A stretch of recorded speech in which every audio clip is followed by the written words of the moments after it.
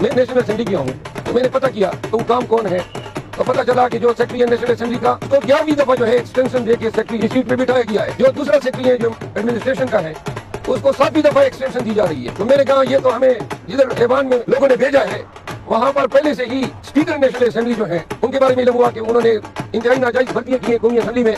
تو لہٰذا سب سے پہلے احتساب تو یہ نیشنل اسمبلی کے سیکرٹری ایڈمن اور یہ جو انہوں نے ناجائز بھرتیاں کی ہیں میں ایوان پہ سب سے پہلے احتساب ان کا کروں گا اور ان کے حوالے سے بات کروں گا کہ یہ پاکستان میں ٹیلنٹ کا قحط ہو گیا، افسران کی قحط ہو گئی کہ یہ 11واں دفعہ کسی آدمی کو آپ سیکرٹری کے لیے ایکسٹینشن دے رہے ہیں. کروڑوں روپے تنخواہ کی قیمت میں لے جا چکا ہے. Government of Pakistan key declare policy ہے کہ صرف انتہائی کمپیلنگ یعنی مجبوری کی حالت میں آپ کسی شخص کو ایک دفعہ کنٹریکٹ پہ اپلائی کر سکتے ہیں، ری ایکسٹینشن پہ کرنا ہے.